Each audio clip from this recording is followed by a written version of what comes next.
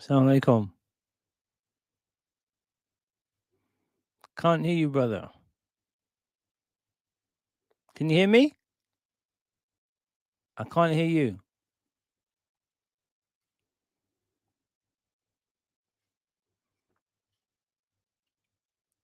Okay, I'm gonna add you to the stream 1 second. Assalamu alaikum. Alexander, can you hear me at all? Yes, I can hear you, brother. Okay. How's the sound? Is it because I haven't got my AirPods, so I haven't been able to use the microphone. Is it echoey or is it fine? Sound is good. Sound is good. Okay, cool. Let's do this then. I was gonna get let me get a plug. Give me a second. Let's get a plug. Go get a plug, brother. No problem.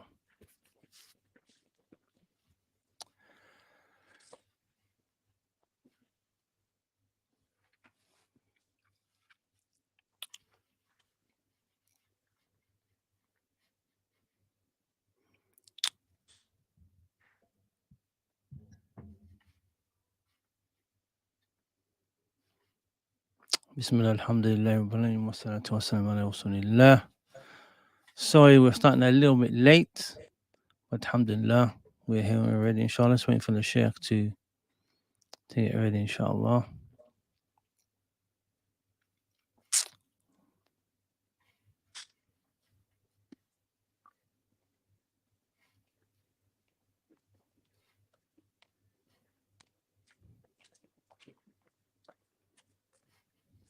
Bismillahirrahmanirrahim. Let's begin, brother. Let's begin. Sheikh, you're not in your normal studio, man. Where are you? You know what it is? Because I'm in the back. So the front is normally where we do it is in the reception. Okay. Now I'm in the hall at the back because I haven't got the means to put the earphones in to get the sound cancelled. Okay, cool. It sounds good, man. It sounds good. Okay, Sheikh, let's start. How was your week? How's your week been? The week has been full. We had the first week of the fiqh intensive course, so Okay. we're just doing fiqh every day from Monday to Friday. So that was good, alhamdulillah. It was everyone enjoyed themselves and hopefully we learned stuff. Okay, Sheikh. My week has been a bit eventful. Just in regards to obviously the type of job I do is maintenance. I can't go in and out people's houses every single day. And a couple of things happened this week. One, I went to this person's house, and he was an elderly gentleman. And you get to when you get around and you move around every day, you get to kind of analyze society, analyze what's happening, how are people doing, the young, the old. You meet a lot of people who maybe have disabilities, people that are living by themselves, young people, and how people are flexing and whatever. Mm-hmm. And it's not good. My kind of overall, I mean, the kind of people I'm dealing with, they're kind of like working class, people in social housing. It's not good. I mean, one of the instances was elderly gentleman, and unfortunately, he's he's in a bad state, and the state of the house was really bad. And I'm thinking, like, where's his family? Where's his people that should be looking after him? I mean, he had a carer, but even though he had a carer, the state of the house was really bad. And it's like, well, why are the elderly or this individual here living in such a state? Then on the other side, we heard yesterday, that there was a young teenager, 15 years old, got stabbed in North London. So Yeah. I'm in and out people's houses. I'm listening to the radio. I'm kind of analyzing what's happening, and it's bleak. From what I'm hearing, anyway. Maybe on the other side, the grass is greener, but it's bleak. So one thing I want to discuss is, and it seems like people don't have aims. There's no. What are the important things in life? What are the things that we should be holding on to, irrespective? It seems like society is all about the individual consuming. So what I want to discuss is the maqasid of the Sharia. Yeah. Those things that Islam holds as the most important things, the aim and objective of the human being, and what they should prioritize. Because it seems that in society, it's all about the individual. I have to get and enjoy as much as I can in this time that I have, and I'm not going to look to the back, to the side, left, right, my family. It doesn't matter. It's all about me. Maybe this elderly gentleman, he had, sons, or he had brothers, sisters, but why are the elderly left in this condition? Why is it that kids these days are killing kids? Why is it that drug abuse as well? Like, I go into an estate now, and unfortunately find, drug addicts just sleeping on the corner there, just mashed. Do you get what I'm saying? Yeah. So if we can kind of look at what does Islam prioritize? What are those things that Islam holds as being the most important things in while we're on this planet? What are the things that human beings should be focusing on and looking after as a priority? I mean, the priority for is what the most important thing in Islam to prioritize would be the Tawheed of Allah Azza wa Jal. The worship of Allah alone without any partners, which includes acknowledgement of the purpose that we are created. We are created here for that purpose of worship. And once we understand our purpose in life and that our objective is to obey the commands of Allah, propagate His religion, call people to the religion of Islam and to righteousness, then from that stems on other things. And basically, the way Islam is that if you establish the Tawheed of Allah, that will naturally manifest itself in the establishment or the movement towards peace in the land. It's not that peace will occur just because Islam is there, or peace will occur because Islam orders us upon righteousness. It orders us with righteousness, which includes things like looking after your parents, which includes things like having a responsibility, looking after your family, fulfilling the rights of those who are dependent upon you. So if you are essentially a worshipper of Allah and you are one who submits to Allah's commands, and from Allah's commands is to be righteous and good to your parents, then this is how the peace is established. It's not that, like I said, it's one of those things that comes naturally, you could say, from the idea of the worship of Allah. So I mean, you could look at it in the sense of that if you worship Allah alone, Allah will grant you peace in the land. That's true, obviously. That's definitely true, obviously. But also from a hissy perspective, or from something we can sense, if you worship Allah alone and you try your best to obey His commands, follow the Sunnah of the Messenger of Allah sallallahu alaihi wasallam, these acts in and of themselves bring about good. So, for example, one of the examples of this is when the Messenger of Allah sallallahu alaihi wasallam mentioned that he wants to compete with the other prophets in terms of having followers, and he encouraged us to marry those who are fertile and pleasant, so we can compete in the number of children. So the sheer fact of having children, lots of children, is one of those things that manifests itself later on in life, that when you become elderly and you will now need full-time care, then the idea is that there are people there to do that. Whereas if it were the case that I just want to care, I only care about myself, I don't really care about having children, I only care about having fun and enjoying myself while I'm alive and blah blah blah. Who cares about all this family stuff and responsibility stuff and looking after wife and family? Therefore, when you do get elderly and it's now time for someone to look after you, you haven't got anyone to look after you because you're too preoccupied in yourself when you were younger, and you gave no attention to looking after others when you were younger, so that when you get older, those others aren't there to help you. So you can see that by the nature of following the Sunnah of the Messenger of Allah sallallahu alaihi wasallam, you are opening up the doors for ease in this life by the permission of Allah. And it doesn't mean that just because you have many kids that you would necessarily have someone to look after when you get older. Maybe your kids might pass away, maybe kids won't care for you. It's all possible. But in terms of likelihood, what's the likelihood? I mean, let's compare two lives. The life of an atheist, mulhid, someone who doesn't believe in Allah. All he's interested in is enjoyment, partying, drinking, whatever the case may be.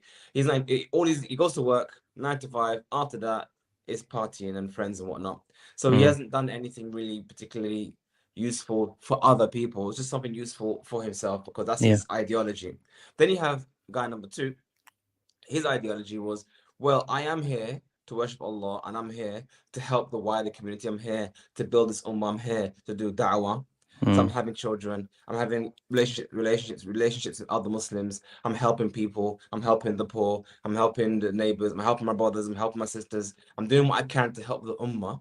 Mm. But when I'm older, what's the likelihood of all those people who I spent my entire life helping and serving Yes. and doing good to them? What's the likelihood of them turning back and saying, "Cha, I'm not interested in this person," Got you. Got you. Got you. compared to the other guy who spent his whole life on himself, Mm. self-indulgence?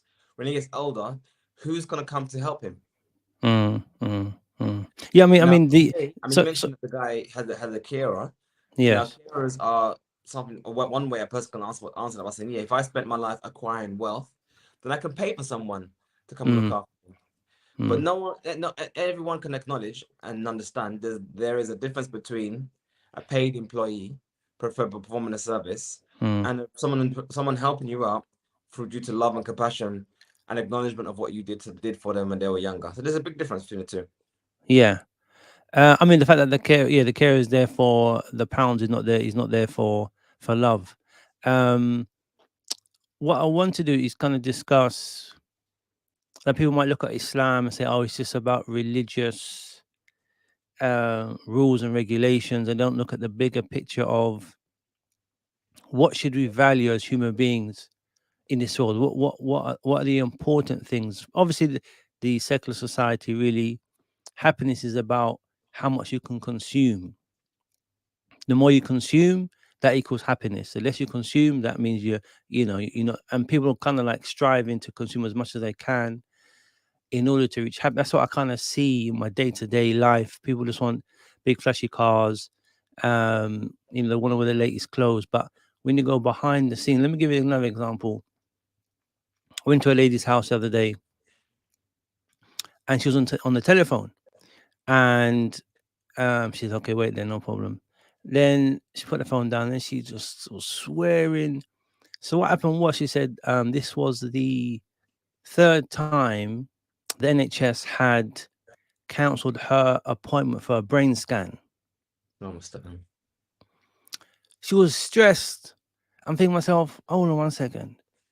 With all the money that taxes that we pay, and what came to mind was this track and trace and the royal family and whatever. When it comes down to it, people's health is the most important thing. Mm.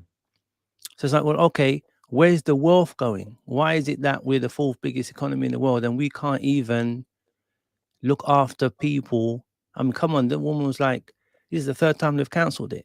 Do you get what I'm saying? Yeah, So yeah. what are the priorities that we're not looking after in this society while claiming, to be the most civilized, to be the most, forward thinking modernity, but we're missing out on, and this is the point that fact that it seems that the wealth is being taken out of society, Mm-hmm. given to the elites, Mm-hmm. and in the working class are just left to suffer, you could say. So what I want to kind of focus on is those maqasid that gives us as Muslims priorities, how we focus, and then the rest of people might think, okay, Islam is just you're just going to worship, pray 5 times a day, but that doesn't take away from the joy that the Muslims do or the fun that Muslims do, but we just have to prioritize.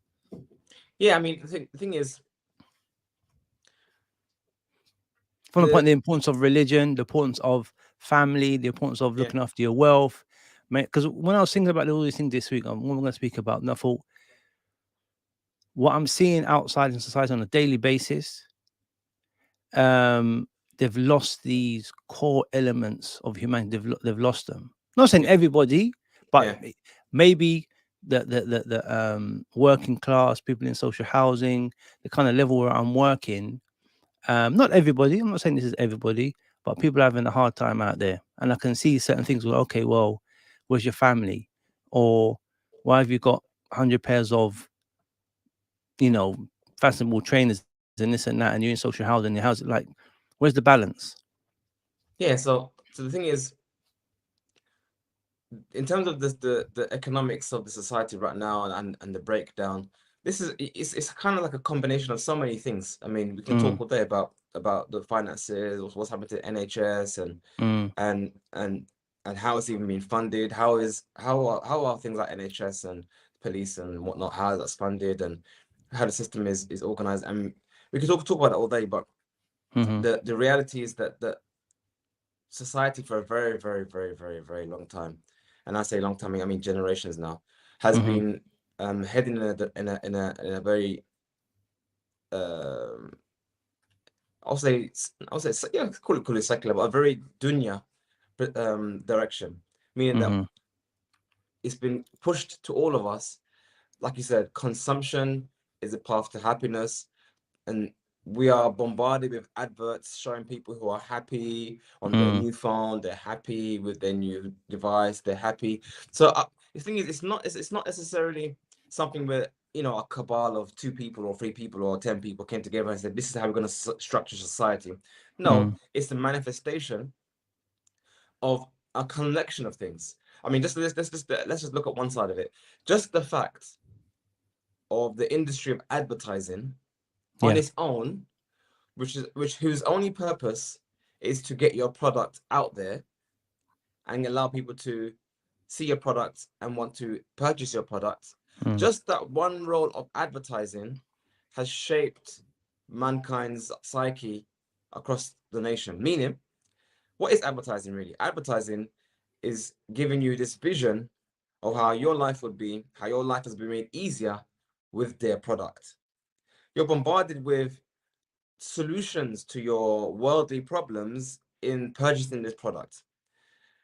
This advert wasn't made in a sinister way to draw you away from Allah. It was just made for the sake of you being able to purchase their goods. But the ramifications of that is that with that constant bombardment of adverts, we now have an attachment, a psychological attachment or anchoring, you could say, that with happiness comes with, so happiness comes with a purchase of this item, the acquirement of this item. Whereas if you think about it, in the past, before television, I guess even before radio, the only real way to get your product out there was for someone to pass by your shop and to see your shop. So essentially, when you were in your house without television, you could say, there was no bombardment of this vision that happiness comes with a purchase. You were surrounded by your family, and you understood that happiness came with those around you by meeting with people, socializing with people, gathering together with people, coming together for a common good, working together in the fields or working together in the office and doing stuff with you. The happiness was quite clearly those who are around you. And you could say one of the ways in which we've come to be such a consumerist society is actually because of the mechanism of advertising. When you advertise things constantly and you see this is how happiness is achieved, there you go. I mean, it's like, I mean, how often we see people, they see that car advert, the guy's driving along a nice scene here and looking at the horizon, and he's on the mountain top and he's taking the corner. I mean, like, oh, I wish I could take that corner. That dopamine, that pump of dopamine into your brain, thinking, I'm working 9 to 5, I'm stressing out on the train, it's really hot, stuffy. I want to drive that car like that guy. I want to take that corner over here. So in our minds, we're constantly being bombarded with these images of happy people, which is made what success is. exactly, which has been made even worse now with things like Instagram and Facebook and Twitter, where we have curated images of happy people with in this country and that country on the ski slope skiing, and they show it. I mean, no one's showing their pictures of their argument they had with their wife the other day, or showing pictures of their son telling them to stuff themselves. I'm not care about you, dad. Well, no one's sharing these images. They're showing only the images of happiness, which is actually why I personally, in my happy moments that I take pictures of, I don't share that on social media, because I'm like, why am I sharing these moments? Showing off, gloating. It's almost like showing off. It's almost like gloating. I mean, not necessarily doing that, but it gives a false impression. It gives sometimes a false impression. You know, if anything, if I have Instagram account, if I share something, I might share something that is like a nice image. I saw a nice scenery, I saw a nice a beautiful bird, and I might share something like that, because that's, if anything, I feel that as almost like a reflection of Allah's creation, a reflection of the beauty that is out there. But when you start adding yourself into the mix, and I think this is one of the issues, even if you look at our culture, I mean, can you imagine our culture now, whereby when we go to nice places, rather than take an image of those nice places, we take an image of that nice place with my mug in it, my face in it, like getting a selfie. Yes, I yes. mean, I'm so even the whole happy. selfie culture, that's basically a manifestation of I was here. I was at this Yes, amazing place. I was yes. enjoying myself, and I'm showing you that I was here as evidence. I'm like evidence in my perfect, beautiful life. And you know, one needs to really think about the intentions when they take these images and take these videos of your And family. share them. And why are you sharing it? What's the aim of Yeah, share. sharing? I mean, it came to the point in my life when I thought to myself, because obviously everyone has done that. Everyone's shared, Yes. these holidays and whatnot. And I think to myself, you know what? But why am I sharing my happy moments with strangers? How does Yes. that help my Family life? and Or friends. Family, you might say, yeah. You might have said, yeah, yeah, so you okay, I'm share here. things with your family because you're engaging with your family, engaging with your loved ones. But it actually, I think it's actually kind of an internal, not say disease, but internal deficiency in us as human beings, because Muslims and non-Muslims all suffer the same thing. But I think it's an internal deficiency that we share images and videos for the sheer purpose of almost like showing off. I mean, I don't want to say what it is, because I don't know what it is really, because it's for different reasons. But it's effectively, we should be sharing things for an Islamic purpose. Maybe Yes. I'm in the Congo. I'm in Malaysia. I'm in Cambodia, and I'm This is sharing talking about a dawah experiences. a dawah effort, for example. Maybe I'm on a dawah table and someone took Mm, shahada, and I might share that as an encouragement. That's a good intention. mm, Or mm, I recorded someone taking shahada in the streets of New York. That's a good intention, for example. mm. Or I saw someone helping a lady across the road, and I shared that. That's a good intention. These are the Yes. ways in which Muslims can use social media and use media as a whole to spread the khair, spread the good, because Mm. why? Because the Messenger of Allah sallallahu alaihi wasallam said, That's "Adalu right. adalu ala al-khayri kafa'ilihi." The one who Mm, points to good is like the one who does it. So mm. you can use, I mean, put it this way, I'm not hating on advertising or Yes. hating on social media. I'm actually pointing out that it's been used for almost un-Islamic means or un-Islamic goals. Yes. Why don't we have adverts on TV of just righteousness? I mean, Yes. I know it's about the bottom line and about money and whatnot, but it'd be nice if we actually had adverts on TV of just being good to your neighbor and being good to your friends. I think that does happen. They are sometimes government initiatives where they do things like this about being good, but it should actually be a more central role.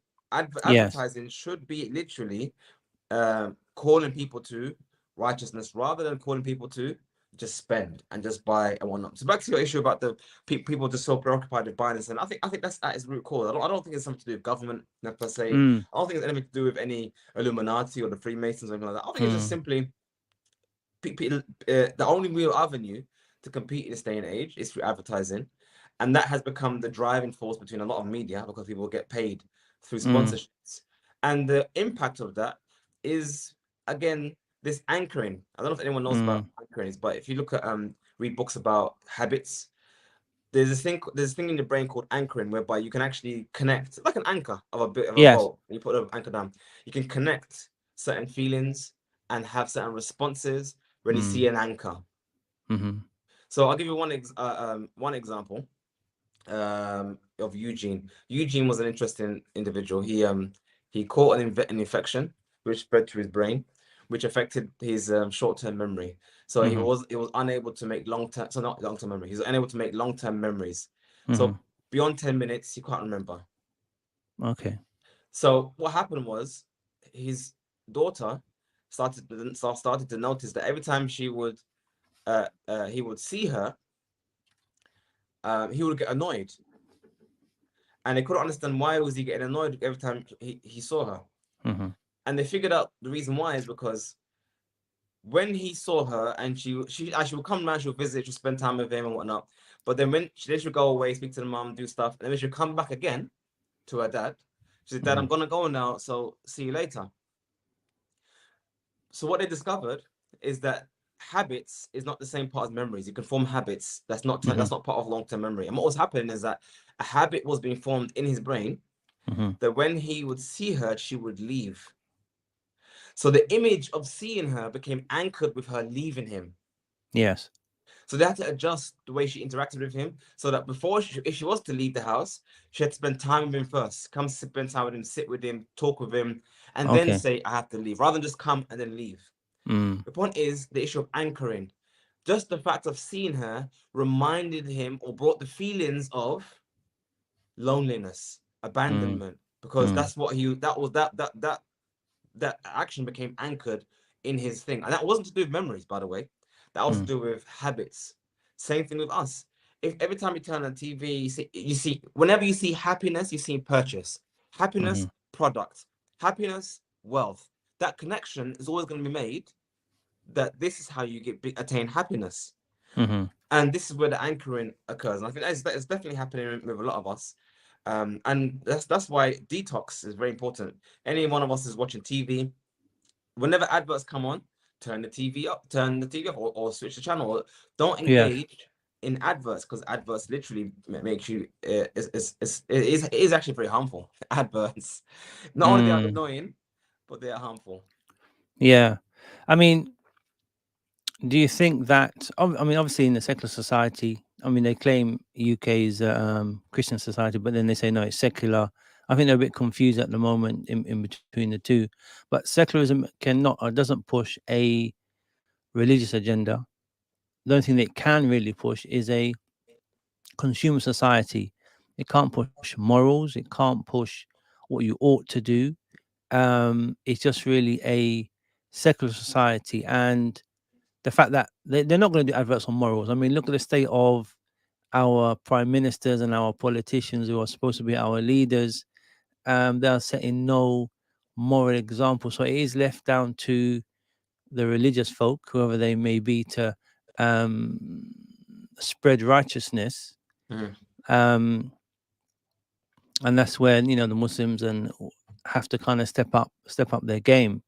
But going back to the issue of one of the Maqasid of Sharia is the issue of the family, the issue of the ties of kinship. Let me give another example. It's quite funny actually. There was they have these programs on Channel 4 where they talk about those people who are on benefits, right? So they do a program of people who are on social security, and there was a particular lady, unfortunately, a lady she was a one parent, she had a child, and so they moved her into a house, and the house had nothing in it. The house was bare, and she was just sitting there like, well, I need a bed, I need a table, I need a cupboard. And she would then go back to social security and say, well, okay, I need these things, but they didn't want to give it to her. And it's like I'm thinking to myself, well, where's your family? Where's your mom, your dad, your brother, your auntie, your uncle to say, well, so what? I mean, the state of what is the position of the government in regards to the people? Do we see it as a nice state that we should go hand in hand to the government for everything, every kind of support? We're going to say, well, okay, the government should be looking after my grandmother. The government should be looking after, my daughter. They should be providing me with food, a bed, whatever. But really, when you look at it from an Islamic point of view, your family, your tribe, your qawm should be your first, what's what I'm looking for? Resource, your first foundation for support. And I think that's gone with the issue of the nuclear family, and it's just a bit of a mess at the moment. I think we need to kind of stress the importance of the family and establishing your tribe. I mean, that's again with this. I mean, you mentioned about how they wouldn't really spread righteousness. And I think that's many reasons why. One of them, which is the most obvious one, is that adverts are a source of income. So unless someone is going to actually fork the cash to spread these adverts, then what's the incentive? Remember, the reason to put an advert is to make money. And Yes. to make an advert to spread righteousness doesn't make a direct income. It's not something you can measure and saying, yeah, because I've spread righteousness, my profit margin has increased. So there is that the incentives are not there in this current model to do that. And so that's one thing. But more importantly, as the Arab saying goes, the one who has lost something can't give it. Yes. You can't expect a nation of people who are immoral to spread morality. Yes. And some people might say, "Oh, how can you say that? How can you say that we're immoral?" I mean, not Muslims. I'll say, "How can these Muslims? How can Muawiyah Tucker go around and say that we're immoral? How dare?" It's not. It's not. I'm not saying it's as an insult. I'm just pointing out the facts The that a reality. particular society cannot claim morality. There is no basis for morality. Or can't push morality. Well, that's the thing. Even if I mean, they can push a morality, but the question is, where does that come from? Where would you get morality from? As in, our morality comes from above, from Allah. But where would a society that claims to be non-religious get morality from? It's based on the sheer fact that morals is a religious concept of right and wrong is a religious concept. It's not a secular concept. It's not an atheist concept. An atheist can't claim something to be morally right or morally wrong because there is no basis for that claim. So when I say they're immoral, I'm not saying that immoral in terms of practice. I'm sure many atheists or many non-Muslims do things that we would consider to be righteous. You know, Yes. they have many charitable deeds. They have many things that they do. Red Nose Day and West, whatever they want to claim, whatever. Even social welfare. That's essentially a manifestation of, I guess, helping out the poor, helping out the needy. That's an example of something which Social security. could claim. They can claim that this is something that is moral. But what I'm trying to say is anything which technically falls within the remits of morality in the West is a remnant, is the byproduct. It's the remains of Christianity. Christianity, yes. Yeah. It's only because that's what's left from what they've removed from their society anyway. And that's why you find many of the non-Muslims, especially the right, not the left, the right of them politically, are becoming very religious, are moving back to Christianity and moving back to stuff, and they're even recognizing that Muslims have maintained their morality, whereas they have lost their morality, and they need to return away from the leftist, heathenist, secular society and return back to more Christian, especially in America. That is definitely the case. Look at a lot of the nationalist people. They're also very religious because they've recognized the decadence and the reversion back to beastiness.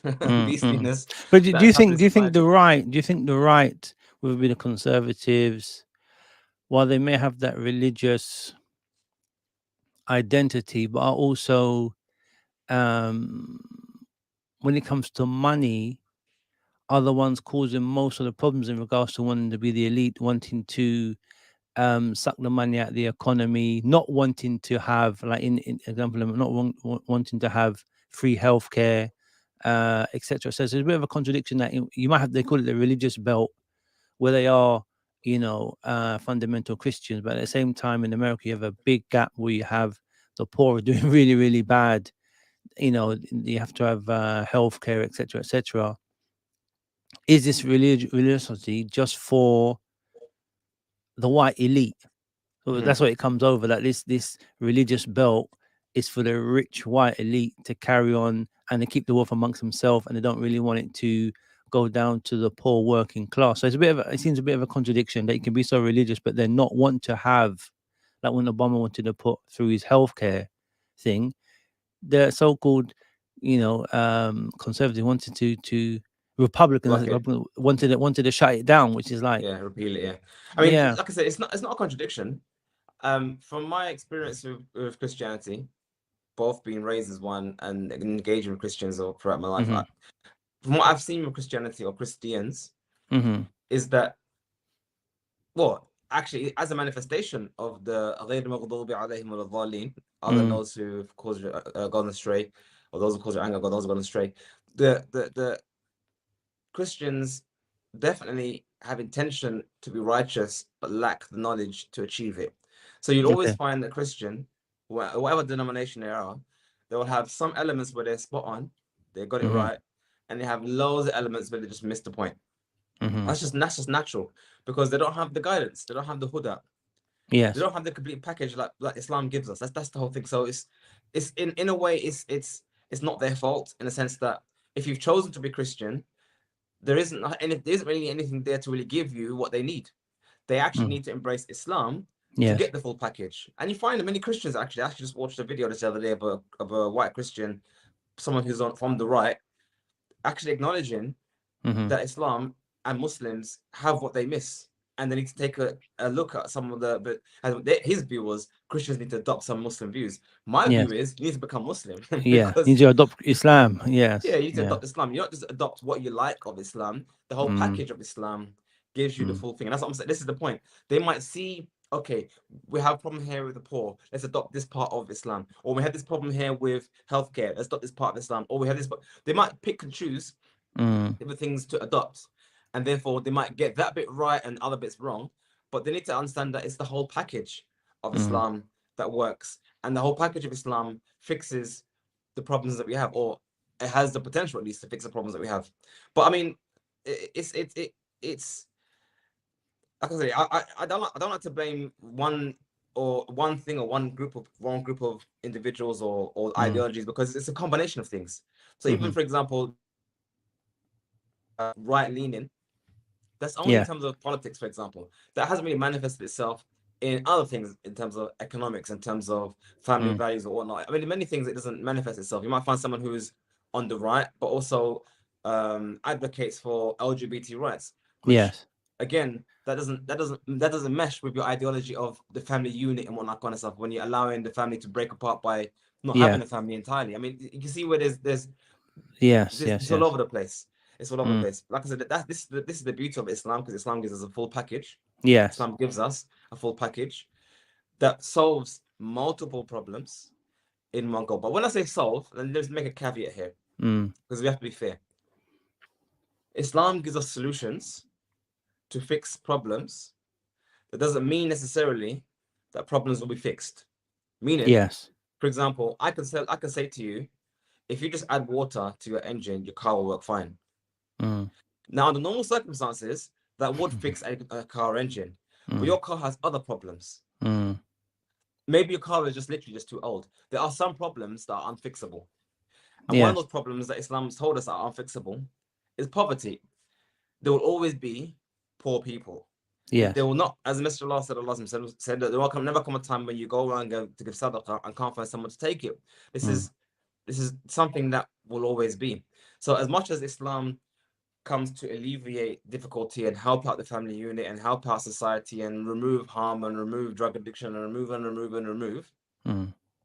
there will always still be people who take drugs. There will always still be people who are poor. There will always still be some elements of society that the khair hasn't reached, because that's the dynamics of society. That's just how society are. People, we as human beings, I think the best way to explain the why will be the fact that you can have a perfect system, but we as individuals are still imperfect. Yes. Yes. So it is only as perfect as much as we implement the perfection. And it's not the fault of Islam why it hasn't been the time of the Sahaba. It's actually down to the fault of us. So if you look at Muslim countries, for example, that established the Sharia, they don't have a clean slate of all problems. They don't have zero crime and zero this and zero that. Yeah. What we do find is that they are the least of all the problems in the world. They have the least of the problems of all the world, but it doesn't mean that they'll have zero problems, because that's not how the world is being decreed to occur. I mean, it's even interesting. Like I was watching the video yesterday about monkeypox. That's something you might want to talk about. Yeah. What About is the this thing, brother? monkeypox. What's happening? What's the latest research? What's the latest thing going on? What was interesting was that of all the places that monkeypox has spread to, and they gave a list of all the countries that have that it has spread to and whatnot. I was interested to see that at the top 20, probably even top 30, I don't know, I didn't count them, but it looked like it was about at least 20 countries. Not one of them were Muslim countries. Now, that doesn't mean that the Muslim countries don't have issues with diseases. Of course we do. But it's interesting how diseases that sometimes are related to immoral behavior, Yes. you find that in Muslim countries it's less by far. Oh, okay. That's again by design. It doesn't mean that because it's a Muslim country, Muslims will never have these diseases. Yes. But what it does mean is that Islam, by the very nature of Islam, by nature of the Muslims, how they implement Islam and how they behave, you find that these afflictions are less. You find these afflictions are easier to deal with, and so on and so forth. Yes. And due to the policies that take place and whatnot. So Where again, the do you remember where the main cases are? Where I the, mean, from my understanding, monkeypox has been around for a while. It's not like it's new, like COVID is supposed to be new. yes.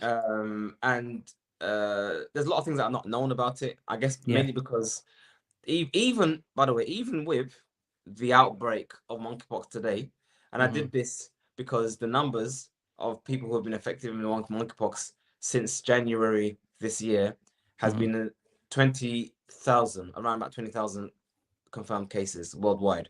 Yes. So if you compare 20,000 to the population of 8 billion people, that Yes. doesn't seem like something to even talk about. Yes. So Is it there is is something. there an agenda behind it? Like we need to get this new monkeypox vaccine quickly. Is there gonna be another vaccine rollout? Are people hyping it up?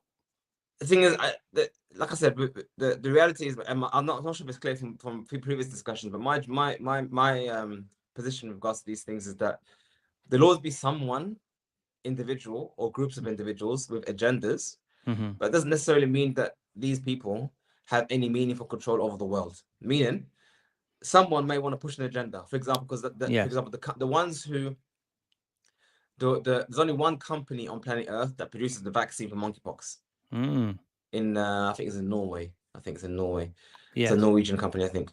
So if there was ever a need to purchase and distribute this vaccine, it literally only comes from one company. So Okay. obviously it's in that company's agenda for there to be an awareness and fear around this, because that will obviously boost their stocks and boost their sales and the rest of it. No one can deny there is that potential that the company is like, wow, you know, if people could be more scared of this, we make some money. Yes. But are there actually people in governments across the world conspiring together secretly to try and push out this agenda? I don't think so. I just think there's a combination of many things. Fear. We just come out this issue of COVID. We don't want another lockdown. People are scared. Not to mention Yes. media. Another issue as well we have to be aware of. Yes. News.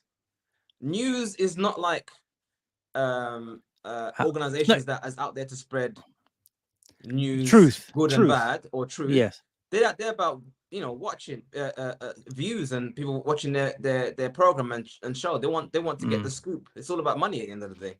And people are not really interested in watching the news for good news. No one's interested in looking at, oh, there was a nice school built here and everyone's so happy, and there was a Yes. village here built and everyone's so happy. People want to hear about tragedies and floods and so and so was dead and an earthquake here, and so it's all about bad news. So But do you think? I mean, just another in example. regards to news, just regards to news itself. Are we in a position where news is truthful, or news is it comes from an honest source, or is the news these days tainted by government policy, tainted by agendas, tainted by funding? Like, and news is serious. News changes the ideas of the population. It creates fear, and I think obviously this whole COVID period that we went through, you know, every single day they're telling us how many people have died, and it's like they created so much fear through the news. Was it needed, and was there an agenda behind that? It just seems that we've come at the COVID things like, man, and after you find out, you know, it was it was just some nonsense behind it. But anyway, that's a different story altogether. I mean, I think But it's our I news think these days is I just think it's just nonsense, man. I think Um, it's again, I like to think it's a lot more simple than people think. I don't think there's any conspiracy here or anything like that. I think it's just simple incentives. I think it's mm, just the business model goes in that direction. mhm, If these um companies that disseminate and distribute news mhm. have an incentive to make money, Yes. then those incentives will motivate how the news is presented. So, for example, why would you present the hardships and struggles of the Palestinian people Mm-hmm. in occupied Palestine when they're not paying your bills. There's no Yes. there are no there's no massive Palestinian lobby that's sponsoring your network. So why Got would you. you do that? Mm. Why or why would you your investors, those who are invested in your company, Mm. who have let's say have an interest in government policy and work with government MPs or politicians or prime Mm. or whatever the case may be, and they have their lobbyist groups and whatnot. Mm. It's all about incentives. Literally, it's all about incentives. Many of So these guys who do the headlines. reports, hmm? I'm saying headlines are about selling the news, not It's about necessarily money, selling the truth. of Selling course. that paper, yes. If I guarantee you, if mankind, I'll put this out there as an idea. If mankind Mm. found a business model Mm-hmm. that was had the ability to reward someone Mm-hmm. for truth.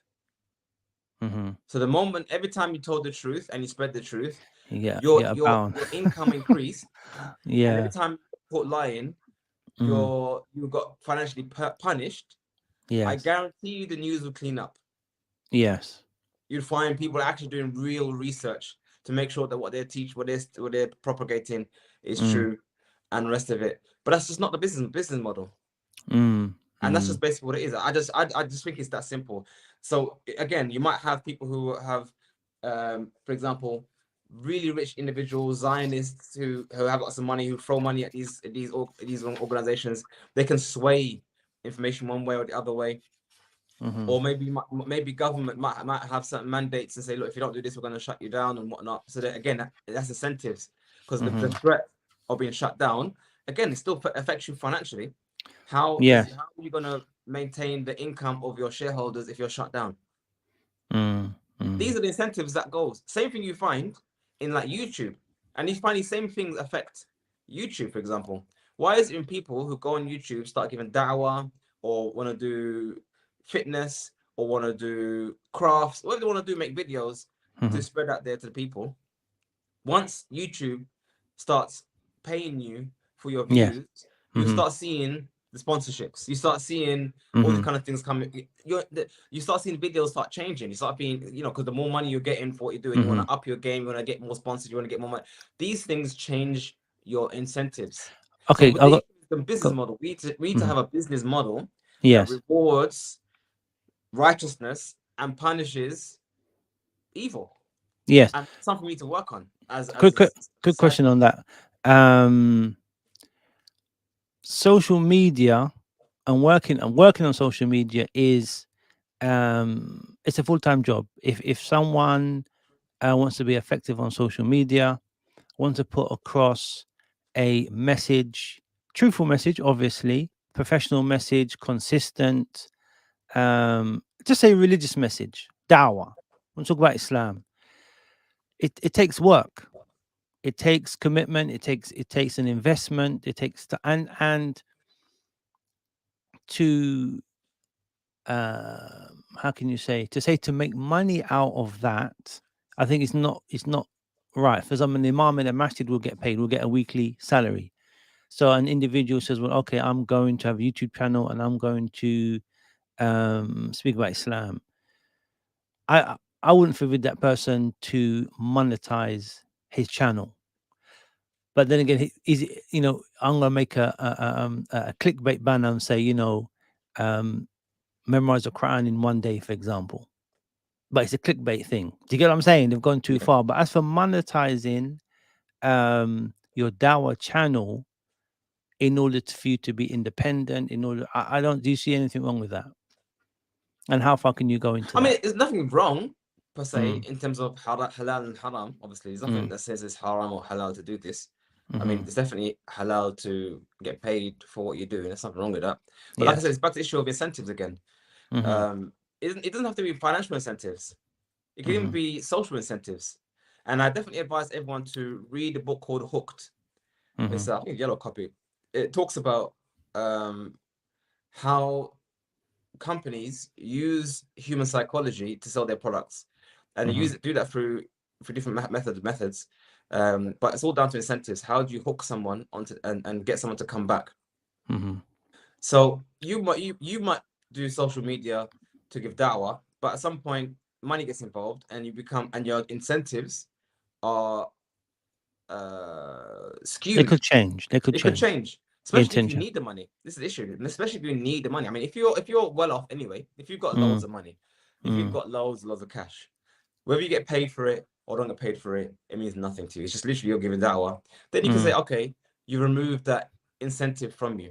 But the fact is, if your actions determines how much income you make, there's no way you can avoid that incentive or that thing. That's why in Islam, the Islamic judge, the qadi, is supposed to be paid well. Yes. To remove the incentive of rishwa, being of bribery. As in, he should be paid. He should be so well off that if you offered him more money, there's like, but I don't need more money. I have literally all I need. I'm just here to hear your side of the story, his side of the story, and give judgment. If you have a judge that is poor and struggling, that would hinder his judgment by human nature. It's not because he's a good Muslim or bad Muslim. It's just human nature. If you have someone comes to you and he says, look, if you just judge in my favor, I'll make it right for you. Yes. Bro, you need some super duper level of iman to say, I'm struggling to pay the bills, but I'm gonna say no. It takes a high moral brow to do that. Likewise, there are also incentives of social acceptance. That's another big one. Following, even if your channel has not been monetized, for example, the fact that you've gone from 10 subscribers to now 10,000 subscribers to now 100,000 subscribers. Now you've got 1 million subscribers. Bro, that's a big issue. So for a person's internally, it's a big issue for them. I mean, one way to alleviate that, for example, would be to have maybe, I'm talking about a YouTube channel, to have maybe a YouTube channel that isn't yours then. So you're doing da'wah, maybe the channel gets more views or gets more subscribers, but it's not your channel.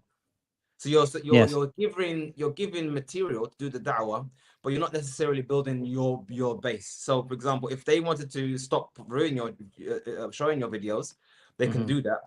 Therefore, that would again remove that incentive to now play to the crowd and do what the crowd wants and do what pleases the crowd. So there are things you can do to try and mitigate the corruption of the niyyah. But this corruption of the niyyah is something that's always going to be there in all things, which is why we always struggle against shaitan. Just read a chapter of in Tawheed to do riyah. Riyah is to do acts of worship for the sake of people. It can occur even in a masjid when you say Allahu Akbar and you just make your salah a little bit longer because people are watching you. That's incentives. Your incentives have been skewed and you have to fight your nafs. You have to fight shaitan to try and keep him at bay. So likewise with social media, that incentive, it will always be there. You have to fight your nafs. One of the ways, for example, I try and fight that nafs or that desire is to not even know how many subscribers I have. So just stop. Don't even check it. Do your videos. If people watch it or don't watch it, don't worry about it. Just do your videos. Just do your thing. And the videos out there. Maybe sometimes in the future, someone might watch it and people might make a comment and you're like, okay, great, move on. Another thing. What do you think of making? What's your career? Oh, I'm a YouTuber, and that's their job. I'm a YouTuber. So I mean, you can from a religious point of view, is it? I'm not saying halal and haram, but there are certain pitfalls and issues you're gonna find when you want to get your video out there. Are you gonna do a clickbait video? Are you gonna title? Are you gonna ask people to subscribe? And then I mean, it's a difficult one. I'll be honest with you, from my own experience, trying to set up a Islamic institute myself and trying to make it work myself, trying to do everything like jack of all trades, trying to do everything myself, I can definitely attest to the fact that if you have to worry about payments of bills, then that definitely does affect what you can do and what you do. That could even lead to the fact that you might not do a certain dars because it's not going to be able to earn a certain income so that you can pay the bills. Now, that's not a bad intention because obviously paying the bills allows you to continue doing your work. Mm-hmm. So it's not like it's a Yes. bad, it's not like it's an evil intention. It's a righteous intention. Mm. But when it ends up happening though is that maybe a topic becomes necessary socially, Yes. but just doesn't help you financially. So Mm. it gets less priority, although socially it's a lot of priority, Mm. but financially you can't really do that. So let's look at Oh, one way that can manifest. but then you would be obligated to talk about, if that's an issue which needs to be spoken about. You have to speak about it because your aim is to Yeah, teach the people, help the exactly. people. So you, even though you might not get many views, you have to put it as a Yeah, priority. so that's a moral perspective. That's what Yeah. Islam would say. If something is if there's a dire need for this Mm. information to be made clear to the Muslims, Mm-hmm. then you need to fulfill, either you or someone else needs to fulfill that need. Mm. That's what Islam tells us. Yes. Yeah. But I'm just saying that on a human level, if you're given the choice of two things, talk about some topic that is everyone wants to talk about, and you get the clicks and you get the views and whatnot, or talk Yeah. about something else that no one really wants to talk about, but it's still important, Yes. doesn't get the click, doesn't get the views, and you can't do both Yes. because of time constraints and the rest of it, what do you find people doing?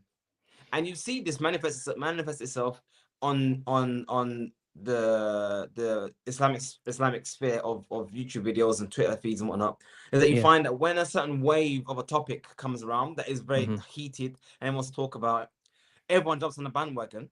Yes. And when there's something that's also equally important, but not everyone's talking about, you find that that's not jumping on the bandwagon. Why is it Yes. Muslims chase the views and chase the what is most important, or chase that which gets the that which is you can say that Get the which is most hot in the views. iron, Mm.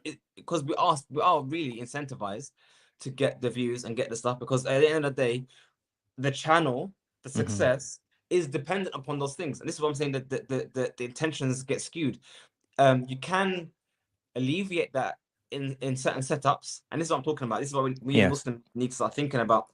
What kind of setup can we have that removes these incentives so that the Mm-hmm. truth can be made manifest and get out there without being skewed and warped by Mm-hmm. these incentives? So Yes. example, one way would be, for example, if you did, for example, if you was able to talk about something on TV, maybe someone can invite you on TV to talk about Yes. anything.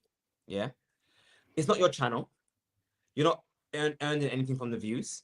It Mm-hmm. doesn't whether it makes the channel successful or not successful, doesn't affect you at all. Therefore, you have no real incentive to do anything for their channel. They just said to you, "Here's a Mm-hmm. slot. Talk about what you think is important. Mm-hmm. Do your thing." That's one way to remove the incentive of money, fame, views, and all that, because you're doing your lesson on a platform that doesn't benefit you. A bit like this now. I'm on your channel here. I'm not affected by your views on your channel. I don't know how many views, subscribers you even have.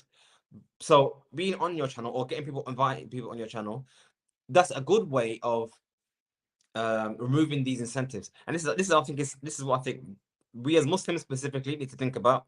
But human beings as a whole, we need to think about how can we improve social media and improve the news by removing these incentives that skew the news and skew what we see. It's the same thing with even search engine. When you search on YouTube, Mm. why is it when you search certain things or on your feed, why does certain things come up on your feed and First. other Yes. things don't come up on your feed? Mm. Because of money. The YouTube, the algorithm wants you to be on YouTube as long as possible. So they Yes. feed you things that they think is going to make you on there as much as possible. And they weed out things that goes against that agenda. It's the same kind of Mm. thing. We can have Mm. incentives around that. And there are different projects out there. And I think we just need to think about different ways in which that can happen. Mm. Definitely. I mean, definitely the social media space. Um, there are conflicts there from the Muslim perspective. Um, yeah, it's a bit crazy. I mean, I think we spoke about it last week, and I'm not gonna. I know me, always going on about the sisters or whatever, but I think that area, that space as well, is it's like it's a bit crazy in regards to people might want to propagate hijab or propagate whatever, and then you find designer hijab, and you find all kinds of stuff on there. So as Muslims, we have to be very, very, very, very, very careful in regards to the social media space. Sheikh, we've come to an hour now. I think we should kind of wrap up. Any last comments? Just in wrapping up, Sheikh, before we close. I mean, only thing I would say, one of the themes I think which is repeated, although we spoke about different topics, one of the themes which keeps on repeat in my mind, keeps on repeating, is the idea of human incentives. I think people, I don't think we give as much importance to recognize the human nature of the things we see around us and how it manifests itself on society. Meaning, it's easy to think, because how certain things play and certain things go, that there's some kind of master plan by some master planner involved here. But I think if you actually analyze the human being, the human nature, the human personality, I think you'd find that it's more coalescing of multiple people, all independent thinking, all have their own desires, that happens to agree with a certain agenda. So, for example, look at the issue of what happened with that thing that happened 2 years ago, beginning with C, with number 19 in it. Okay, yeah. Yeah. Go So, on. me personally, I don't ascribe to the idea that it was something planned from centrally. I generally believe it was just something that happened. Yes. Yeah. That no doubt people saw opportunity. Yes. To monetize, to benefit, whether it be in terms of selling masks or selling hand gels, or from the general fear in the market causing markets to crash so they can buy things cheap. Or there's so many things or ways in which you can capitalize on this event that can make it seem that it was planned, but based on the fact that so many people came out benefiting quite deliberately and meaningfully and purposefully from that, whether it's from the government or those involved in the government or whatnot. Yes. Whereas it's actually more likely the case that it's happened to occur and Yes. others jumped on the bandwagon, rather than those who actually planned, yeah, what we're going to do, we're going to launch the virus in this place, and we're going to launch it in this place, and we're going to make sure it spreads in this place. I don't believe that. I just reckon it's just more simple and more makes more sense that these things happen naturally and people capitalize on these things because it's just there.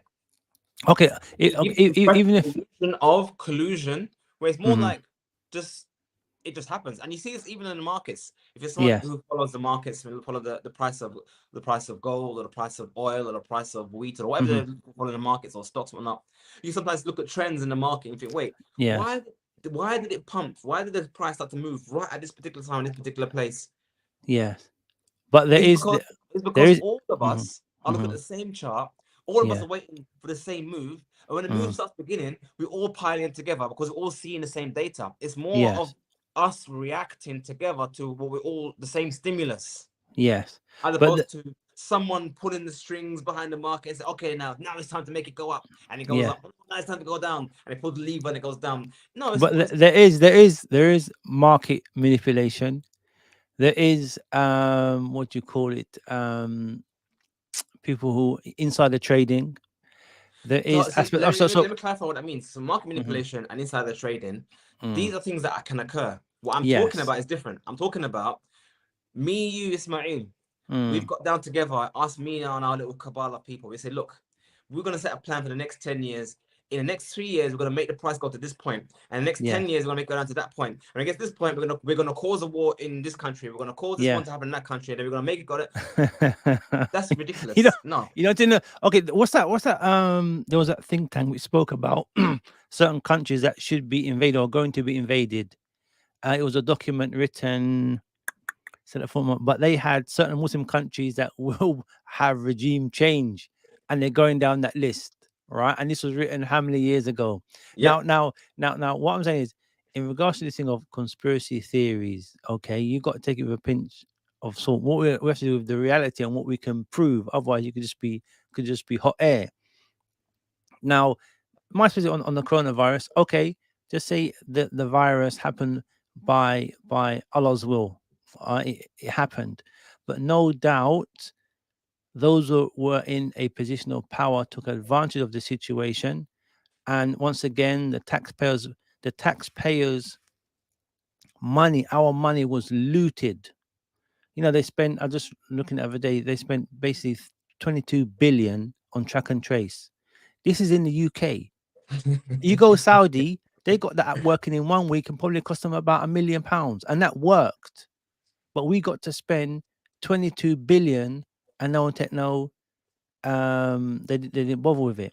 So my kind of position is this: when you talk about the elite people, when you mention the word elite, you're a conspiracy. No, there are people who are in position to take advantage, whether it be the markets, whether it be, there's an emergency, what can we do? Okay, well, we're going to give you this contract and that contract, suck that money out of the what do you call it, the public funds, and we're going to make billions.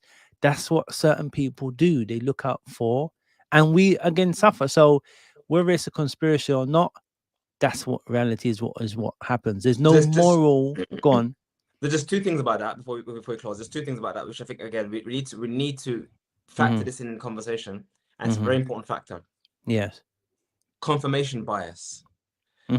Just because there was a document that was circulating in some place, in some time, that had a list of countries that they wanted certain things to happen, and it doesn't happen, and these things happen.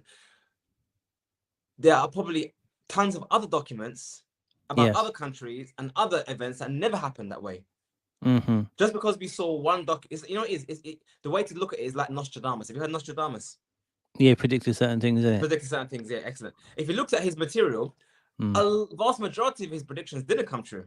But it's the one or two things that did come true. It's the same thing of the kahin, the soothsayer. When it's mentioned that they get the information from the jinn, and then the jinn gets hit with the what's it called, meteorite, and then they add 100 lies to it. But then people hear these lies, and they hang on to that one truth. That's the same thing with soothsaying, predicting the future. Conspiracy theory is the same stream. It's the same asl, where we focus on the one or two things that was correct, and we ignore the multiple things that was incorrect, and we build a narrative. So you might find a document, like for example, the Protocols of Zion, that was document written several times. This is their plan. Okay, but how many other things that were in there didn't manifest the way that it's supposed to happen? And but we focus on these one or two things. So I think, again, we can look at these one or two events and say, this shows the plan. And we don't know about the multiple thousands of other examples where it didn't work out. It's a similar issue of successful people. I know about this guy, he never went to university and he's a multimillionaire. Or this guy, he dropped out of college, now he's the owner of Tesla and blah blah blah. That's true. But you do know that the vast majority of people who dropped out of college are not multimillionaires. The majority who did, the one or two people who did drop out doesn't wipe away the vast majority of people who didn't work out for them. So we can't use these fringe examples as evidence of an overall arching plan. That's basically what one point is, and this is where the whole conspiracy theorist dialogue gets a bit murky, because you can show these one or two things, but the vast majority of things you find doesn't work out that way. But back to the issue again of incentives. Again, back to what I wanted to conclude with the issue of incentives. Of course, these guys of power are going to take advantage of it. That's what human beings do. Yes. If you're walking down the street and you saw a suitcase full of money, and you're the only one who saw it, you'd be abnormal and not subhuman. You'd be different. You'd be righteous. You'd be righteous to give it to the police. You'll be a good Muslim. Take it back to that's not a normal behavior. So of course, these guys are working with Boris and working with guys who saw the opportunity to capitalize this, to track and trace and get this money in. Of course, they're gonna take advantage of that, because that's a human thing to do. Remember back to what we discussed with. Their whole world view is about consuming, amassing vast amounts of money. Allah mentioned the Quran, those who gather the wealth, and then they're just obsessively counting it. So because of their obsession with acquiring wealth and building wealth on top of wealth, on top of wealth, they're never satisfied with wealth. As soon as opportunity comes to make more money, they'll throw millions into that to make billions back. But I wanna end on this note to give a ray of sunshine, if it's even a ray of sunshine, or another perspective to this for the people. The rich and wealthy and powerful lose money just like me and you. Remember that. It's not. Don't remove this vision in your mind that the rich just get richer. No, rich also lose money. And when they look, just like if I was to go do an investment and I might lose 10,000, 20,000, which is a lot of money for me and pennies for them, they also go into investment, but they will lose millions and billions. So we need to understand that Allah has created this creation perfect. Yes. And Allah has decreed that the rich can become poor, and Allah has also decreed that the poor can become rich, and Allah has decreed that some rich people will remain rich, and Allah has decreed that some poor people will remain poor. And we shouldn't really, I don't feel that we should hate on someone because they happen to be rich. We should hate on someone because they use their riches for evil. I think that's a more righteous and more Yes. balanced. No, definitely. Like they're kind of hating on that Richie Sunak guy because he's a billionaire and stuff like that, and he doesn't know what the average working class people are doing, so he shouldn't really be prime minister. Well, the fact that he's rich means that he knows how to deal with his money. It might be inherited wealth, I don't know, Well, but in no case we of hating expect on that. people, We expect that, just because he's rich, he knows how to do his money. It might not be. It might have been just inherited it. Might be just he yes, knows certain people. But the point yes, is, one reason I want to mention that point is that we should, if you're gonna dislike someone yes, or an organization or a company, it can't be just because they're rich yes, or gotcha. just because they have money. Maybe because they have money, they don't do X, Y, Z with it, or because they acquired their money through ill-gotten gains through manipulation or for pollution or for not paying someone their wages or whatever. That's Yes, fine, but just the fact that they have money, we should remove that hatred, and that's actually one of the reasons why Islam has institutionalized zakah.